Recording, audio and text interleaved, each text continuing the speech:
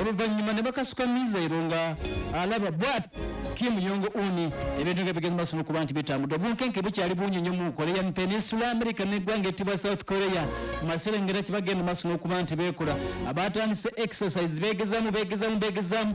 Kim ne North Korea balowooza nti ebikwekweto bino ebikoleddwa oba operation kale katuziyite exercise ezirimu eggwanga lya America n'eggwanga ettibwa lya South Korea tizigendereddwamu kukola kirala kyonna wabula beegezaamu balabe engeri gye balirunda eggwanga lya North Korea. Kati Kim abagambye nti ndaba kyakoze kwe kugenda basajja be n'abazzaamu amaanyi ku luno babikoze waali bagenze okola test firing of cruise missile ng'ali awo ku lyato ery'amagye apoye bw'ati abalaba. Gwanga ku gwanga kano ke kaseerako aka gwanga ku gwanga tukusagulira amawulire agookya era amasu okwetooloola ensi yonna okuva e Pyongyang paka e Moscow mu Russia, okuva e Washington DC paka e Beijing mu China, okuva e Tehran paka e Kabul mu Afghanistan. Kati gafune okuva ku ssemazinga ez'enjawulo era tosubwa n'agafa mu nnyaffe Uganda. Wano mu The Inside Story munda mu bisenge by'amakolero g'entalo.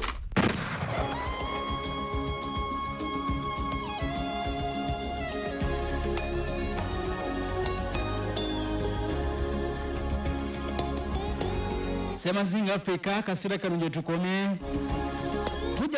tujja kufuna akade tutunule munda mu ggwanga lya Zimbabwe.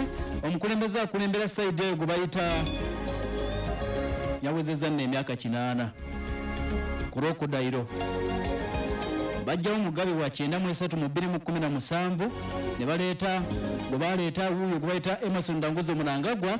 Akalulu kagenda maaso n'okuba nti kamu babbenkana ne Nelson Chamisa atujja kawa obudde mu maaso awo tukeetegereze naye nga myaka 8 gya bukulu. The Crocodile goonya akalulu mwali era nga kampeni zigenda maaso n'okuba nti ziwuma side eyo naye tujja kuba tuddayo kansooke nkutwale munda mu ggwanga etibwa erya Niger. Abawambi abawamba obuyinza munda mu ggwanga era bavudde ne bagamba nti mutulekeemu obuyinza tukimanyi temutwagala naye tetugenda buwaayo. Kati bategeezezza nti basiviliani bajja baddiza obuyinza mu myaka 3 okuva kati. Bannamagye bagambye nti mutuleke tugenda kukulembera emyaka 3.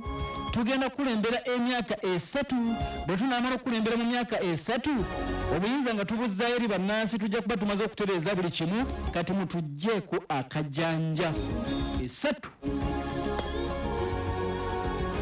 batera okwogera naye munnange egira n'ewooma ne babyerabira munda mu ggwanga erya Mali basuubiza nakati bakyaliwo. Jeni Konakuli bannamagye basuubiza nakati bakyaliwo. Eno mu Burkina Faso bubazze bakola abajja ne bawamba ne bagamba tugenda very soon obuyinza tubuddize bannansi.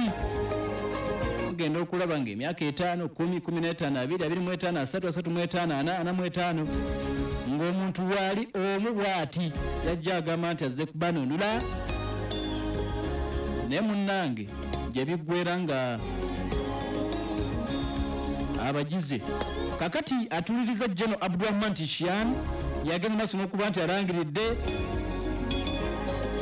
abavudde mu kago gwa ECOWAS basazeewo ne bagenda e Niamey. Omulundi ogwasookedde ddala General n'avaayo ayogereko nabe aba ECOWAS nga tebannakwata muntu nga batusuubiza ne bagamba nti bamufunzizza ku luno bamumatizza najja n'ayogerako nabo n'abagamba nti please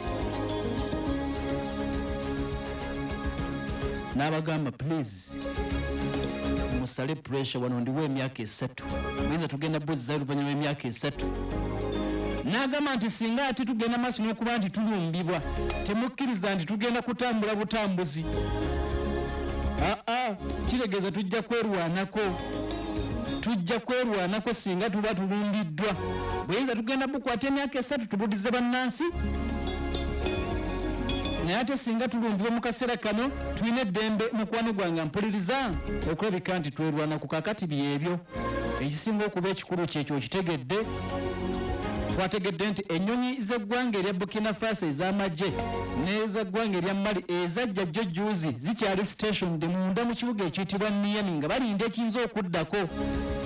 Ennyonyi z'amagye eya Burkina Faso n'eya Mali mweziri munda mu ggwanga. Bannansi bazzeemu okwekalakasa nga balaga nti bali ttiimu abawambi.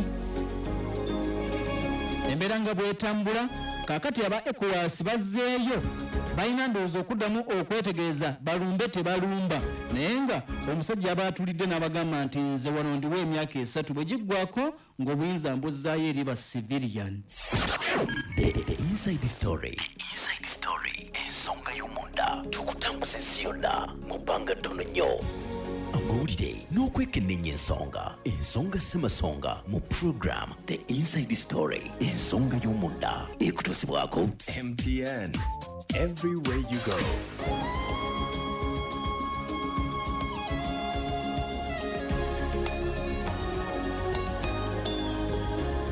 Pal FM kwetuli akyatuliriza webale nnyo webale ddala enzo omukugulu ku North 3 Ways Property Consultants tugenda ku mutimbagano aba 3 Ways naye bagamba nti balina ploti mu bitundu by'eggwanga ebyenjawulo ebusunju ploti 6,000 nkokonjeru ploti 10,000 buloba kasero ploti 43 wakiso kitale ku milioni kakati 9.2 town estate ku milioni 6 Muduma jajjefuna ku milioni 11 ekitundu bayita ba 3 Ways Property Consultants bakujukiza nti osobola okufuna ploti ku nsimbi ensamusamu ate nga bajja kukola ne estate development surveying and documentation farm management construction n'ebirala ba 3 Ways batu